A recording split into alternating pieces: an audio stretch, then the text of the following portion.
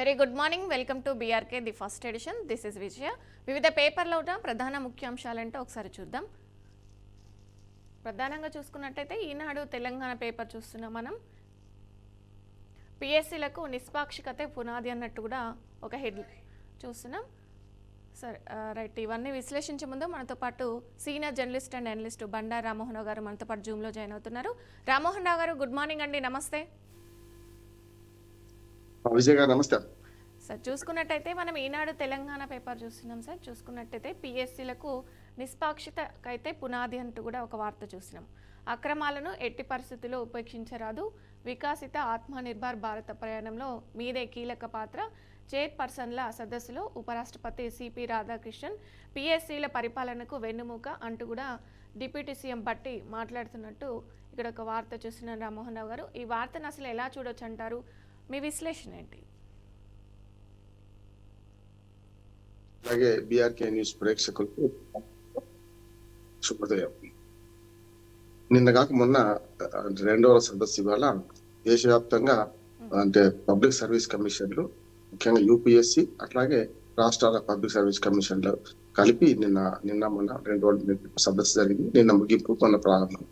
మొన్న మన భారత రాష్ట్రపతి ద్రౌపది ముర్ము గారు దీన్ని ప్రారంభించారు. ఉపరాష్ట్రపతి కూడా మనకు ఇవాళ నిన్ననే ఉపరాష్ట్రపతి గారు హాజరయ్యారు. మన గవర్నర్ మన రాష్ట్రపతి హాజరయ్యారు. సీతక్క గారు కూడా అందులో. పుర్రా వెంకటేశ్వర గారు ఇక్కడి టీపీపీఎస్సీ చైర్మన్ కనుక వారు కూడా స్వాగతోపన్యాసం చేశారు. వరుసగా వాళ్ళు ఉన్నది ఏంటంటే పబ్లిక్ సర్వీస్ కమిషన్లు ఉద్యోగాల కల్పన కాదు కానీ ఉద్యోగాలను ఇవ్వడంలో నిష్పక్షపాతంగా, అంటే గ్రూప్ 1 కానీ గ్రూప్ 2 కానీ 3 కానీ 4 కానీ ఈ ఉద్యోగాలకు నిష్పక్షపాతంగా లంచం లేకుండా అర్హులను ఎంపిక చేయడం అనేది ప్రధాన బాధ్యత. అంటే మొత్తం ప్రభుత్వం నిర్ణయం తీసుకుంటది. ఇప్పుడు డిఎస్సి పెట్టాలా, లేకుంటే ఏం చేయాలి, ఉద్యోగాలు ఎట్లా కల్పన చేయాలి నిర్ణయం తీసుకుంటే దాన్ని ఎలాంటి చెప్పాను కదా, లంచం లేకుండా లేకుంటే నిష్పక్షపాతంగా అర్హులను ఎంపిక చేయడం అనేది దాని పని. అదే కమిట్మెంట్ ఉన్న వాళ్ళను ఎంపిక చేయాలని నిన్నగా మొన్ననే మనకు ద్రౌపది ముర్ము చెప్పారు. అంటే భారతదేశం పట్ల ఒక అచంచల విశ్వాసము, దాంతో పాటు ప్రజల పట్ల ప్రేమ, అంటే ప్రభుత్వం చేసే నిర్ణయాలను ప్రజలకు అందించడంలో వారధిగా పనిచేయాలి కదా. వీళ్ళు వారధిగా పనిచేస్తున్న క్రమంలో ఈ యూపీఎస్సీలు పూర్తిగా ఉద్యోగులను ఎంపిక చేయడంలో నిష్పక్షపాతంగా ఉండాలనే కోరిక. దాని ప్రకారమే జరుగుతున్నాయి చాలా వరకు. కాకపోతే చాలా సార్లు ఏమవుతుందంటే పరీక్షల నిర్వహణ ఫెయిల్ కావడం, పరీక్షలు సరిగ్గా పేపర్ లీకేజ్ కావడం, రకరకాలు చూస్తున్నాం. మనం పబ్లిక్ సర్వీస్ కమిషన్ చిన్న పొరపాటు చేసినా నిరుద్యోగ యువత చాలా నష్టపోతారు. కనుక పబ్లిక్ సర్వీస్ కమిషన్ చైర్మన్లు, మెంబర్ల బాధ్యత ఎంత ఉందో ఇది ఒక రకంగా రాజ్యాంగబద్ధ సంస్థ. ఇవి సంస్థలు రాష్ట్రాలు కానీ కేంద్రంలో కానీ వీళ్ళు సరిగ్గా వ్యవహరిస్తే ఉద్యోగుల ఆశల మీద నీళ్లు పోయకుండా ఉంటది. అందుకని ఇవన్నీ కూడా చాలా బాధ్యత కనుక 2 రోజులు చేశారు. ముగింపు సదస్సులో కూడా ఉపరాష్ట్రపతి రాధాకృష్ణన్ గారు కూడా అదే సందేశం ఇచ్చారు. సర్వీస్ కమిషన్లు సరిగ్గా పనిచేస్తే ఇంకొక రెండు లాభాలు. ఒకటేమో నిరుద్యోగులకు గ్యారంటీ, మాకు ఇందులో నిష్పక్షపాతంగా జరుగుతుంది, మాకు సరైన విధంగా ఉద్యోగాలు వస్తాయి, అర్హులకే వస్తాయి అనే నమ్మకం ఏర్పడుతుంది. దాంతో పాటు ఈ నియామకాలు సరిగా జరిగితే ఏళ్ల తరబడి కోర్టు కేసుల్లో ఉండకపోవడం, కోర్టులో కేసులు పడకపోవడం, ఇవన్నీ చేసే క్రమం చేయాలి కనుక చాలా బాధ్యత ఉంది వీళ్ళ మీద. అదే నిన్న మొన్న సదస్సులో దేశవ్యాప్తంగా అందరూ పబ్లిక్ సర్వీస్ కమిషన్లు చైర్మన్లు కానీ మెంబర్లు కానీ ఒకరినొకరు మన అభిప్రాయాలు పంచుకున్నారు. మీ రాష్ట్రంలో ఏం జరుగుతుంది, మా రాష్ట్రంలో ఏం జరుగుతుంది అని పంచుకున్నారు. మంచిది అనుకున్నారు. రైట్ రామ్మోహన్ గారు, మరొక హెడ్లైన్ చూద్దాం. విద్వేష ప్రసంగాలను సహించబోమంటూ కూడా ఒక వార్త చూస్తున్నాం. క్రిస్మస్ కేక్ కట్ చేసిన ముఖ్యమంత్రి రేవంత్ రెడ్డి. చిత్రంలో పొంగులేటి శ్రీనివాసరెడ్డి, షబ్బీర్ అలీ, అలాగే అడ్లూరి లక్ష్మణ్, మహేష్ కుమార్ గౌడ్, వాకిటి శ్రీహరి, అజహరుద్దీన్, అలాగే పొన్నం ప్రభాకర్, దీపక్ జన్, సంపత్ కుమార్ అన్నుడు కూడా చూస్తున్నాం. మతపరమైన సహనాన్ని పాటించని వారిపై చట్టపరంగా చర్యలు. బడ్జెట్ సమావేశాల్లో బిల్లు. యేసు ప్రభు స్ఫూర్తితో రాష్ట్ర ప్రజలకు సేవా సంక్షేమాలను అందిస్తున్నాం. క్రిస్మస్ వేడుకల్లో ముఖ్యమంత్రి రేవంత్ రెడ్డి అంటూ కూడా ఒక వార్త చూస్తున్నాను రామ్మోహన్ రావు గారు. ఈ వార్తను అసలు ఎలా చూడొచ్చు అంటారు? అలమత సహనం ఉండాలి, స్వధర్మాన్ని ఆచరించాలి, మన ధర్మాన్ని మనం ఆచరించాలి, పరమతంలో సహనం ఉండాలి. అందుకని తిరుమల తిరుపతిలో ఒక మంచి శ్లోకం ఉంటుంది, ధర్మో రక్షితో రక్షితం అని. అంటే ధర్మాన్ని మనం రక్షిస్తే ధర్మం మనం రక్షిస్తుంది కదా. అది అందరికి ఉండాలి కదా, 2 పక్కల ఉండాలి. 2 పక్కల లేకపోతే చప్పట్లు కావు. కనుక ఓ రకంగా చెప్పారంటే నిన్న క్రిస్మస్ సంబరాల విషయంలో వారు మన క్రిస్టియన్ల కోరిక మేరకు నిన్న వారు మీటింగ్కి వెళ్ళారు. కనుక నా ఉద్దేశం ఏంటంటే అందరూ అందరి పిరాపాపం తలాపిడికలు, అంటే మతాలను ప్రోత్సహించేది రాజకీయ నాయకులే, అట్లానే వీళ్ళని పెట్టేటట్టు చేయడం వీళ్ళదే బాధ్యత, వీళ్ళు చేస్తున్నారు. అట్లానే తంపులు పెట్టడం కూడా వీళ్ళే చేస్తున్నారు. అది చేయకుండా ఉంటే మంచిదని చెప్పి పైకైనా అన్నారు. కనుక రేవంత్ రెడ్డి గారు అందరూ చెప్పేది అదే కానీ పాటిస్తున్నారా లేదా అని. అంటే ఒకరేమో మతాన్ని బాగా ప్రోత్సహిస్తే కొందరేమో కులాన్ని ప్రోత్సహిస్తున్నారు. కులము, మతము, భాష, ప్రాంతము ఇవన్నీ కూడా మనుషుల్ని విడదీసేటివి. దాన్ని కలిపే క్రమం కావాలంటున్నారు. అంటే సమాజాన్ని విభజించే రాజకీయాలు నడుస్తున్నాయా, కలిసే రాజకీయాలు నడుస్తున్నాయా చూస్తున్నాం కదా. మనకు విభజించే రాజకీయాలే నడుస్తున్నాయి ప్రతి దగ్గర. కులంలో కూడా మళ్ళీ అందులో కులాల ఉప కులాల సమస్య ఇవన్నీ చూస్తున్నాం కదా. ఒక పార్టీ ఏమో మతం ఎత్తుకుంటే ఒక పార్టీ కులం ఎత్తుకుంది, అంతే తేడా, ఏం తేడా లేదు. సరే మంచి చెడ్డ నిన్న శుభం కోరాలి కనుక క్రిస్మస్ వేడుకల సందర్భంగా వారు చెప్పారు. అట్లాగే ఈ పండుగను బాగా జరుపుకోవాలని కోరారు కనుక మంచిది అంటున్నాను నేను. మత సామరస్యం తో పాటు సమాజంలో అన్ని వర్గాల మధ్య సామరస్యం పెంచడానికి రాజకీయ పార్టీలు కృషి చేయాలి. ముఖ్యంగా పౌరుల బాధ్యత కూడా అంటున్నారు. ఎవరో పులి అదిగో పులి అంటే ఇదిగో తోక అనకుండా ఉంటే బాగుంటుంది. వ్యాఖ్యలు చేసే ముందు ఆలోచించి వ్యాఖ్యలు చేయాలి. చేసిన తర్వాత ఆలోచిస్తే చాలా అనర్థాలు జరుగుతాయి. చూస్తున్నాం కదా ఈ మధ్యన మతపరమైన వ్యాఖ్యలు చేస్తుంటే చాలా గందరగోళాలు జరుగుతున్నాయి. అది కాకుండా చూడాల్సిన బాధ్యత రాజకీయ నాయకుల మీద మొదలుంది. దాన్ని అర్థం చేసుకొని వాళ్ళు అట్లాగే సమాజాన్ని విభజిస్తారు. మనం కలిసి ఉండాలని అన్ని మతాల వాళ్ళు సామరస్యంతో వ్యతిరేస్తే మంచిది అంటున్నారు. రైట్ రామ్మోహన్ రావు గారు, మరొక వార్త చూద్దాం. దేవుడే దిగి రావాలేమో అన్నట్టు కూడా ఒక హెడ్లైన్ చూస్తున్నాం. ఆలయ మాన్యాల్లో 24% ఆక్రమణ చర్యలో 92,000 ఎకరాలలో 22,000 ఎకరాలు కబ్జా. వీటిలో 69% మహబూబ్ నగర్, అలాగే రంగారెడ్డి, నల్గొండ జిల్లాల్లోనే కూడా భూముల స్వాధీనానికి చట్ట సవరణకు దేవాదాయ శాఖ కసరత్తు అంటూ కూడా ఒక వార్త చూస్తున్నాం. అంటే ఈ వార్త ఏంటంటే అక్రమణకు గురవుతుంది, ఆలయ భూములన్నీ కూడా అక్రమణకు గురవుతుంది అన్నట్టు కూడా చూస్తున్నాం. ఈ వార్తను అసలు ఎలా చూడొచ్చు అంటారు రామ్మోహన్ రావు గారు? వెనకట రాజులు గాని, పాలకులు గాని, లేకుంటే ప్రజాప్రతినిధులు గాని ఒక గుడి కడితే ఆ గుడికి నిర్వహణకు, రోజువారీ నిర్వహణకు ఇంత మాన్యం ఉండాలని చెప్పి అందరూ కూడా రాజుల నుంచి ఆధునిక పాలకుల వరకు కూడా ఒక గుడి కట్టిందంటే దానికి నిత్య పూజ పునస్కారం జరగాలంటే దానికి కొంత ఆదాయం ఉండాలి అని చెప్పి కొన్ని భూములు ఇచ్చారు. ఆ భూములు మెల్లమెల్లగా అన్యాక్రాంతం అయిపోయి చాలా వరకు రాజకీయ నాయకులు అండదండతో ఇవన్నీ అన్యాక్రాంతమైన. నిజమైన పేదలు ఎవరైనా చేసుకుంటే మాత్రం దాన్ని మాత్రం పేదలకు దక్కడం లేదు. కానీ బాగా బడా భూస్వాములు కానీ లేకపోతే రాజకీయ నాయకులు కానీ వాళ్ళకు అండ ఉన్న వాళ్ళు చేసుకుంటే వాళ్ళని ఎవరు అడిగే వాళ్ళు అందుకనే అన్యాక్రాంతం అవుతున్నాయి. రికార్డుల తారుమారు కూడా, దేవుడి మాన్యాలను కూడా కైంకరించేసే వాళ్ళు ఉంటారు. గుడిని కాదు, లింగాన్ని కాదు, గుడిని మింగే వాళ్ళు కూడా చాలా మంది ఉన్నారు కనుక అటువంటి వాళ్ళతో సమస్య కడతాం. పేదలు నిజంగా కౌలుకి ఇవ్వడం, పేదలకు వాళ్ళు వ్యవసాయం చేసుకుంటున్నారు, దేవుడి సొమ్ము వాళ్ళు తినడానికి పెద్దగా ఆసక్తి చూపారు. కానీ దీనికి వాళ్ళు వెనక ఉన్న వాళ్ళు మాత్రం అదే పని చేస్తున్నారు. వాళ్ళ పేరు మీద చెప్పుకొని కొందరు దేవుడి మాన్యాలను కైంకర్యం చేసిన సందర్భం ఉన్నాయి. కనుక రికార్డులు సవరించి ఇప్పటికైనా సరే ఆ దేవుడి మాన్యాలను దేవుడికే దక్కేటట్టు చేయాలి. ఎందుకంటే పూజారి జీతం కూడా ఇచ్చే పరిస్థితి లేకుంటే ఈ మధ్యన కొంతవరకు తెలంగాణ వచ్చిన తర్వాత మనకు పూజారులకు 12,000 రూపాయలు, 10,000 రూపాయల వరకు ఇవ్వడం, అలాగే క్రిస్టియన్ మన బిషప్, మన ఫాదర్లు వాళ్ళకు కూడా ఇవ్వడం, అలాగే మనకు ఇమాంలకు కూడా ఇవ్వడం జరుగుతుంది. కానీ అది సరిపోదు. కనుక దేవుడి మాన్యాలు దేవుడికే సరిగ్గా ఉంటే ఏదైనా కార్యక్రమాలు చేసేటప్పుడు దాని కౌలు రావడం అవన్నీ ఉంటాయి. కౌలు రైతుల పేరు మీద ఉన్న వాళ్ళని వేధించి చేసేవాళ్ళు ఉన్నారు. కౌలు రైతుల పేరు మీద బడా భూస్వాములు భూములు ఆక్రమించుకున్నారు. కనుక రికార్డు సవరించి ఇప్పటికైనా దేవుడు మాన్యాలు దేవుడికే దక్కేటట్టు చేస్తే మంచిది. రైట్ రామ్మోహన్ రావు, మరొక వార్త చూద్దాం. నేడు కేసీఆర్ అధ్యక్షతన బారాస కీలక భేటీ, సాగునీరు, వ్యవసాయ రంగాలపై ప్రధానంగా చర్చ అంటూ కూడా ఒక వార్త చూస్తున్నాం. చూసుకున్నట్టయితే ఈరోజు కేసీఆర్ అధ్యక్షతన తెలంగాణ భవన్లో బారాస కీలక భేటీ అంటే కూడా చూస్తున్నాం. ఏదైనా సాగునీరు, వ్యవసాయ రంగంపై కూడా చర్చించే అవకాశం ఉన్నట్టు కూడా వార్త చూస్తున్నాం. ఈ వార్తను అసలు ఎలా చూడొచ్చు అంటారా? బీఆర్ఎస్ శ్రేణులు పాట గుర్తొస్తున్నారు. సార్ వస్తారని పాట పాడుకుంటూ ఇవాళ తెలంగాణ భవన్ వైపు వెళ్తున్నారు. మంచిది. ఎందుకంటే ఒక ప్రతిపక్ష నాయకుడుగా, ప్రధాన ప్రతిపక్ష నాయకుడుగా, మరి 2 సార్లు ముఖ్యమంత్రిగా, తెలంగాణ తొలి ముఖ్యమంత్రిగా ఉన్న ఆయన 9.5 ఏళ్ళు అధికారంలో ఉన్నారు. మొదట్లో అధికారం పోగానే ఒక మాట ఏమన్నారంటే కనీసం ఒక 6 నెలలన్నా వాళ్ళకి సమయం ఇవ్వాలి, హనీమూన్ పీరియడ్, గట్టిగా మాట్లాడితే సంవత్సరం ఇవ్వాలనుకో. 2 సంవత్సరాలు పూర్తయింది మన డిసెంబర్ 7కి. కనుక ఇప్పుడు ప్రభుత్వం చెప్పి మంచి చెడ్డ ప్రజలకు అర్థమైంది కదా. దీన్ని ఎండగట్టడానికి కానీ, దీన్ని మంచి చెడులు చెప్పడానికి ప్రజలకు రావడం తప్పేం కాదు. కాకపోతే 1 year అయింది బయటకు రాక. అంత ఇంతకుముందు ఒకసారి పోతిరెడ్డిపాడు నీళ్లను దోపిడీ చేస్తున్నారు, దానికి రాష్ట్ర ప్రభుత్వం ఊరుకుంటుందని చెప్పి గతంలో ప్రజల్లో తిరిగారు, 4-5 మీటింగ్లు పెట్టారు. ఆ తర్వాత సంవత్సరంగా ఇప్పుడు అయితే కనీసం ప్రెస్ మీట్ కూడా పెట్టకుండా ఫామ్ హౌస్ కి పరిమితం అయ్యారు. నేను కాకుండా ఉన్నారు కదా, నా శ్రేణులు ఉన్నాయి కదా అన్నారు కనుక ఇవాళ మరొక ఉద్యమానికి బయటకు వస్తున్నారు ఆయన. ఏంటంటే పోలవరం టు బనకచెర్ల పేరు మార్చి దాన్ని కొత్త సీసాల పాత సారా పోసినట్టు మళ్ళీ బనకచెర్ల అనే మాట తీసేసి ఇవాళ నల్లమల సాగర్ అనే పేరు మీద మనకు బొల్లాపల్లిలో రిజర్వ్ కాకున్నారు. గోదావరి జలాలను దోపిడీ చేసే అవకాశం ఉంది కనుక ఈ ప్రభుత్వం ఊరుకుంటుంది, ప్రభుత్వం ఏం చేయడం లేదని చెప్పి గత 2 ఏళ్లుగా జరుగుతున్న సమస్య మీద మళ్ళీ ఒకసారి ఆయన పోరాటానికి దిగారు.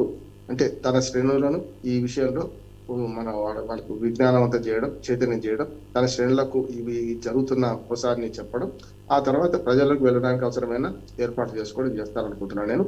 అంటే 2 ఏళ్ల తర్వాత రాజకీయాలకు మళ్ళీ క్రియాశీల రాజకీయాలకు వస్తున్నాడు అంటే ఆయన వస్తే ఏదైనా జరుగుతుంది అనే మాట ఉంటున్నది. ఎందుకంటే గతంలో ఉద్యమంలో కూడా మీరు ఒక 6 నెలలు బాగా పడుకునేవారు, 6 నెలలు పడుకునేవారంటే ఉద్యోగం ఉండకపోయేది. ఆయన మాట్లాడినా వార్తనే, మాట్లాడకపోయినా వార్తే. ఈ మధ్య ఫామ్ హౌస్ కి వచ్చిన వాళ్ళతో మాట్లాడి అప్పుడప్పుడు వార్తలు వచ్చినా కూడా సరాసరి ప్రజా జీవితంలోకి వచ్చి ఈ నీటి దోపిడీ మీద ప్రశ్నించడానికి బయటకు వస్తున్నారు కనుక ఇది కీలకమైన సమస్య, కీలకమైన మీటింగ్ అయింది అనుకుంటున్నాను. అయితే తర్వాత వరుసగా క్రియాశీల రాజకీయాలు ఉంటాడా, లేకపోతే మళ్ళీ ఒక 6 నెలలు అట్లా ఉద్యమం మీరు చేయండి అని చెప్పి పోతారా అనేది మనం రేపొద్దున ఆయన బయటకు వచ్చే తీరుని బట్టి ఉంటుంది. ఇంకా చూద్దాం ఏం జరుగుతుందో. తన శ్రేణులు మాత్రం మరొకసారి క్రియాశీల రాజకీయాలకు వచ్చి ఉత్తేజపరచడానికి మాత్రం వస్తున్నారని మనం చెప్పచ్చు. రైట్ రామ్మోహన్ గారు, మరొక వార్త చూద్దాం. జీరాంజీ అంటూ కూడా ఒక హెడ్లైన్ చూస్తున్నాం. ఏటా 1000 కోట్ల భారం, కొత్త నిబంధనలతో చెల్లింపు, పన్నులపైన ప్రభావం, 40% వాటా రాష్ట్రం చెల్లించాలి. అలాగే ఇప్పటికే ఏడాది పని దినాల్లో కోత 12.5 నుంచి 5.57 కోట్లకు తగ్గింపు, రాష్ట్ర ప్రభుత్వానికి గ్రామీణాభివృద్ధి శాఖ నివేదిక అన్నట్టు కూడా ఒక వార్త చూస్తున్నాను. రామ్మోహన్ గారు, ఈ వార్తను అసలు ఎలా చూడొచ్చంటారు? అంటే ఒక పథకం పేరు మార్చడమే కాకుండా పథకాన్ని నిర్వీర్యం చేస్తున్నారు అనే మాటతో ఇవాళ కాంగ్రెస్ పార్టీ ఉద్యమం చేస్తున్నది. మహాత్మా గాంధీ పేరు మధ్యన వచ్చింది, మధ్యన తీసేశారు కావచ్చు, కానీ గ్రామీణ అభివృద్ధి పథకాలలో కీలకమైన మార్పు తెచ్చింది ఈ నరేగా. అంటే మహాత్మా గాంధీ మన national rural employment guarantee act తర్వాత స్కీమ్ గా మార్చి 20 ఏళ్లుగా కొనసాగుతుంది. 2005లో వచ్చింది అది. 2005 నుంచి ఇప్పటిదాకా కొనసాగుతున్న కారణంగా మంచి ఆర్థిక స్థితిలో గ్రామీణ ఆర్థిక వ్యవస్థ బాగుపడ్డది, డబ్బులు ఆడినాయి గ్రామంలో. అది వివరంగా మాట్లాడుకుందాం. దానికును ఎన్ఆర్ఈజీబీకును ఇప్పుడు మనకు ఏదైతే ఏక్యూను దీనికి మనకి జీవి అంటే భారత్ వికసిత్, మన గ్యారంటీ, రోజ్గార్, అజీవిక మిషన్ గ్రామీణ, ఇంత పెద్దగా ఉంది పేరు. అంటే పేరులో ఏముందంటే పేరు ఇట్లా ఉన్నది, ఎవరికి అర్థం కాని పేరు ఉన్నది కనుక అజీవిక అంటే ఇప్పటికి కూడా అర్థం కాదు. అందుకనే ఇట్లాంటి సంస్కృతము తెలుగు కలిపిన దుష్ట సమాసం అంట. ఇప్పుడు కూడా చావు మరణం అంటే మరణమేమో సంస్కృతము, చావేమో తెలుగు కనుక చావు మరణం లాగా ఇవన్నీ కూడా ఇది ఒకటే కాదు, చాలా పథకాల పేర్లు మార్చారు, చాలా యాక్టుల పేర్లు కూడా. ఉదాహరణకు సిపిసి, సిఆర్పిసి లాంటివి కూడా సంస్కృత పదాలతో నింపేశాం చూసాం. గతంలో మనకు ఎన్టీ రామారావు గారు ఉన్నప్పుడు ఎన్టీ రామారావు గారు తెలుగునే పాటించాలని చెప్పి కొన్ని పేర్లను పూర్తి తెలుగులో రాస్తున్నామని చెప్పి సంస్కృతం నింపేశాం చూసాం. రక్షక భటాధికారి కార్యాలయం ఎవరికైనా అర్థమవుతుందా? పోలీస్ స్టేషన్ అంటే అర్థమవుతుంది. రాజస్వ మండలాధికారి కార్యాలయం, మండలాధికారి అంటే అప్పటికే మండలాలు వచ్చినాయి, మరి ఏ మండలము అంటే ఆర్డీఓ అన్నట్టు రాజస్వ మండలాధికారి కార్యాలయం. చూడండి, వాటర్ హెడ్ ట్యాంక్స్ ఉంటాయి మనకు ఊళ్ళలో చూస్తే, ఎక్కడైనా మనకు నీటి ట్యాంక్స్ ఉంటాయి, దాన్ని ఓవర్ హెడ్ ట్యాంక్ అంటాం మనం. ఓవర్ హెడ్ ట్యాంక్ నీళ్ళు వస్తాయి అంటాం. దాన్ని శిరోతర జల భాండాగారం, ఎవరికైనా అర్థమవుతుందా? ఇట్లాంటిదే ఇవాళ చేసే పని కూడా ఇదే. వీళ్ళు చేసేది కోతి కాదు కొమ్మొచ్చి అన్నట్టు చెప్తున్నారు. కోతి బొమ్మేసి కింద కోతి రాయాల్సి వస్తుంది. అందుకనే ఇట్లాంటి పదాలు మార్చే ముందు సామాన్య ప్రజలకు అర్థమవుతుందా చూడాలి. గతంలో ట్యూమర్ చెక్కడం అంటే ఎవరికి అర్థమవుతుంది? ఇప్పుడు రైలు ఎట్లా నడుస్తున్నది?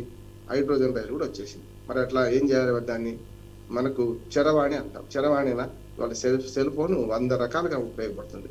వాచ్ అవసరం లేదు మనకు, దాంట్లో ఏదో చేతిలో అరచేతిలో సరిగ్గా ఉంటుంది. అటువంటి అప్పుడు పేర్లు మార్చే ముందు కొంచెం అర్థం చేసుకోవాలంటున్నాను. ఎందుకంటే ఇవన్నీ కూడా వీళ్ళ చాదస్తాలు అంటున్నారు. ఒక పేరు ఉన్నది, దాన్ని పెడితే ఎవరొద్దాను, దాన్ని అట్లా ఉంచితే ఎవరొద్దన్నారు. అసలు పేరు ఇచ్చిపెట్టి సారం మీద మాట్లాడమంటున్నారు. సారం మారిందా? పేరు మారడం, పేరులోనే ఏముంది కానీ సారం అయితే ఉన్నారు కదా. పేరులో NAME నేమ్ ఉన్నది కరెక్టే, కానీ ఆ పేరు బదులు పేరులో ఉన్న దాని సార్థకత ఎట్లా ఉన్నది, ఏం చేస్తున్నారు అంటే ఇవాళ అదే కాంగ్రెస్ పార్టీ పేరు మీదే బాగా కొట్లాడుతున్నది. దేని మీద కాదు మీరు పోరాటం చేసింది. అందులో సారం ఏంటంటే 60-40% పర్సెంటేజ్ తేడా చేశారు.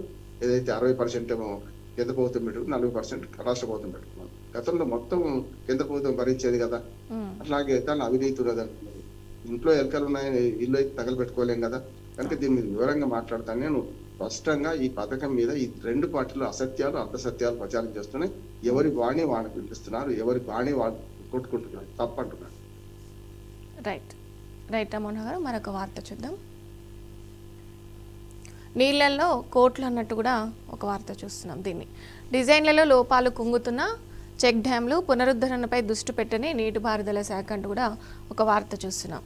దీనికి సంబంధించి 2020-22 మధ్యకాలంలో చేపట్టిన నిర్మాణాలకు సరైన డిజైన్లు అనుమతించలేదని గుర్తించారు. ఇక రాష్ట్ర వ్యాప్తంగా ఒకే డిజైన్ను అనుసరించడంతో లోపాలు వెలుగు చూసినట్టు గుర్తించి నష్ట నివారణ చర్యలు తీసుకున్నారు. అనుకూలమైన చోట జాగ్రత్తలు తీసుకోవాలంటూ కూడా చూస్తున్నాం. ఇది కరీంనగర్ జిల్లా జమ్మికుంట మండలంలో మానేరు వాగుపై చెక్ డ్యామ్ అంటూ కూడా ఒక వార్త చూస్తున్నాం. ఈ వార్తను అసలు ఎలా చూడొచ్చు అంటారు రామ్మోహన్ రావు గారు? డిజైన్లలో లోపాలు కలుగుతున్నాయంటూ కూడా మనం హెడ్లైన్స్ చూస్తున్నాం. కుక్కను చంపాలంటే పిట్టి కుక్కను ముద్ర చాలా పెద్ద చర్చ చేయాలి. ఎందుకంటే మానేరు వాగు మీద దాదాపు 60-70 చెక్ డ్యాంలు కేసీఆర్ కట్టారు. దాన్ని ఎట్లా కూల్చుదామని కొందరు కుట్ర బట్టి చేస్తున్నారు. ఆ కుట్ర కూడా ఎక్కడ రాయాలి, ఎక్కడ చేసి చూడండి. ఆ కూలిన పరిస్థితి తనుగుల దగ్గర ఒక కూలింది, జమ్మికుంట దగ్గర తనుగుల అని ఉంటది. నేను ప్రాంతం తిరిగిన వాడిని కనుక అక్కడ చాలా పెద్దది. దాదాపు నది మానేరు వాగే అంటాం, వాగు అది నది, అది గోదావరి కలిసేది. కనుక అక్కడ దాన్ని ఫేస్ చేసినట్టు ముక్కలు కనపడుతున్నాయి కదా. ఆ తెందుకు రాలేందులు అంటే ఒకే డిజైన్ కట్టడం వల్ల ఇప్పుడు పిచ్చి కుక్కని ముద్రేస్తున్నారు. దీన్ని ఒకే డిజైన్ కట్టడం వల్ల 1-2 కాదు, వర్షాలు కూలిపోతుంటాయి కాదు కదా. అందుకనే మానేరు వాగు మీద బ్రిడ్జిలను కావాలని ఇసుక మాఫియా కూల్చేసింది అని ఒక మాట వస్తుంది. ఇట్లానే ఇటువంటి పని మేడిగడ్డ మీద కూడా బాంబు పేల్చారు అని కంప్లైంట్ ఇచ్చినాక కూడా ఇంతవరకు దాని మీద విచారం లేదు కదా. ఇక్కడ కూడా బాంబు పెట్టి పేల్చేశారు, జిల్లిన్ స్టిక్స్ పెట్టి పేల్చేశారు. స్పష్టంగా అర్థమవుతుంది. వార్త రాసే వాళ్ళు అట్లా రాస్తున్నారు, ఏం చేస్తాం. అందుకని ఇదంతా ఎట్లా ఉందంటే రాజకీయ పార్టీల దోబూచులాటలు, పత్రికలు, వార్తలు కూడా ఇట్లాగే ఉంటున్నాయి. దుర్మార్గమైన వార్త. దీని మీద సమగ్ర ఎంక్వైరీ చేయాలి. 2 డ్యాములు ఇప్పటికే కూలినాయి, 2 చెక్ డ్యాములు కూలినాయి. దాని మీద ఏమైనా జ్ఞానం ఉందా వీళ్ళ ప్రభుత్వానికి? ఎంక్వైరీ చేస్తున్నారు. ఎంక్వైరీ కాకుండా ఇట్లాంటి వార్తలు రాయిస్తున్నారు. తప్పంటున్నాను నేను స్పష్టంగా. ఈ చెక్ డ్యాముల కూల్చివేతకు కుట్ర జరుగుతుంది. మొత్తం అంతా గతంలో ఫెయిల్ అయిందని ఆఖరికి రైతులను కొంప ముంచుతున్నారు కదా. 10,000 ఎకరాలు 15,000 ఎకరాలు పారే చెక్ డ్యామ్ అవన్నీ కూడా. అంటే రైతులను మొత్తం నాశనం చేస్తున్నారు కదా. మేడిగడ్డ అట్లయిపోయింది. కూలిందా 2 పిల్లలు కూడితే మొత్తం అంతా కాళేశ్వరం మొత్తం పనికిరాందని ప్రచారం చేసిండ్రు కాదు కదా. ఏమంటున్నా అంటే వీటి మీద చాలా సమగ్ర విచారణ జరపాలి. రకంగా ఈ కుట్రదారులు ఎవరు తేల్చాల్సిన అవసరం ఉందంటున్నాను. ప్రభుత్వం ఇప్పటి వరకు వీటి మీద కంప్లైంట్స్ చేసి నీటిపారుదల అధికారులే పోలీస్ స్టేషన్ లో కేసులు పెడితే కూడా ఎందుకు కేసు రిజిస్టర్ కాలేదు, ఇప్పటిదాకా ఎందుకు ఎంక్వైరీ జరుగుతలేదు. ఇక ముందు కూడా ఇక్కడ డ్యాముల ప్రమాదం ఉంది. తనుగుల డ్యామ్ మీరు అన్న జమ్మికుంట ఒకటే చూపెట్టారు. జమ్మికుంట కాక నిన్న కాక మొన్న ఇంకో దగ్గర కూడా సేమ్ ఇట్లా డ్యామ్ పేల్ చేశారు. అందుకని వరుసగా కేసులు పెడుతుంటే కూడా ఎందుకు ప్రభుత్వం పట్టించుకుంటలేదని సూటిగా ప్రశ్నించాలి. రైతులు నిజంగా చెప్పాలంటే నిజ నిర్ధారణ చేయాలి. ఇప్పటికే వి ప్రకాష్, శ్రీధర్రావు దేశపాండే గారు వాళ్ళందరూ కూడా వెళ్ళి చెక్ డ్యాములు పరిశీలించారు. ఒక పెద్ద మన రాళ్లకు అవన్నీ కూడా సిమెంట్ దిమ్మలు ఎక్కడి నుంచి ఎగిరి పడతాయా, ఎప్పుడైనా డిజైన్ లోపండి కులిగిపోతుంది అంతే. కానీ అట్లా ఉండదు కదా. దాదాపు 10 మీటర్లు 15 మీటర్ల దూరం ఈ పెచ్చులు ఎగిరి పడ్డాయి. అంటే ఏమన్నట్టు విద్రోహ చర్య కదా. విద్రోహ చర్య మీద సరైన విధంగా ప్రభుత్వం ఎంక్వైరీ చేయాలి. దీన్ని కేసు రిజిస్టర్ చేశారు కనుక దాని మీద ఎంక్వైరీ చేసి దోషులను శిక్షించాలి. ఇంకా ముందు ఇటువంటి జరగకుండా చూడాల్సిన పని ఉంది. రైట్ రామ్మోహన్ గారు, ఈనాడు ఏపీ పేపర్ చూద్దాం ఒకసారి.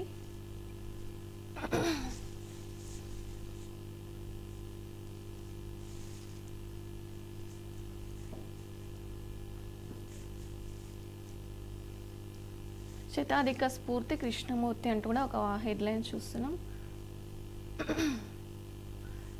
ఇది చూడొచ్చు రామ్మోహన్ గారు. శాకాహారం, వ్యాయామం, సానుకూల దృక్పథం అంటూ కూడా చూస్తున్నాం.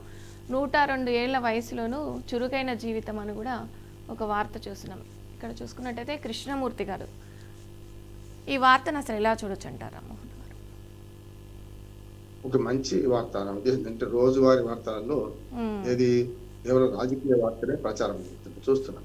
అందుకని 102 కాదు, చాలా మంది నా ఉద్దేశం ఏంటంటే 100 దాటిన వాళ్ళు, పాత తరం వాళ్ళు ఇప్పటికి కూడా చాలా ఆరోగ్యంగా ఉంటున్నారు. మా పెదనాన్న గారు 93 సంవత్సరాలు బతికారు. తనంత పనులు తాను చేసుకునేవాడు. అందుకనే జీవన విధానం మారితే అంటే లైఫ్ స్టైల్ అంటాం కదా, అవును. లైఫ్ స్టైల్ కనుక సరిగా ఉంచుకుంటే బ్రహ్మాండంగా మనుషులు ఉంటారని దానికి మంచి ఉదాహరణ కృష్ణమూర్తి గారిది. అదొక మంచి వార్త నిధి. అంటే ఈ మధ్యన వార్తాపత్రికల తీరు కూడా మారుతున్నాయి, మంచిది అక్కడ. రైట్. ఎందుకంటే సమాజంలో జరుగుతున్న మానవీయ కోణంలో అటువంటి వార్తలు ప్రకటించాల్సిందే. కృష్ణమూర్తి గారు జీవితం ఎట్లా అని ఈ మధ్యన ఆధునిక డాక్టర్లు కూడా మీరు చూడండి విజయ్ గారు, గతంలో ప్రిస్క్రిప్షన్ రాసేవాళ్ళు అంతే కేవలం. అట్లా కాదు, మీరు ఏం వింటున్నారు, మీరు ఎట్లా అనుకుంటున్నారు, ఏ రకంగా చేస్తున్నారు, మీ జీవన విధానం దానికి మీ లైఫ్ స్టైల్ మార్చుకోండి మొట్టమొదటి చెప్తున్నారు కదా. అంటే ఆధునిక వైద్య విధానంలో రెండు గతంలో ఉండేది, నాడి బట్టి వైద్యం ఉండేది కదా. అట్లానే చాలా వరకు వాళ్ళ ఆహార అలవాట్లు కూడా వేరుగా ఉండేది. ఇప్పుడు ఆహార అలవాట్లు మారినాయి చాలా వరకు.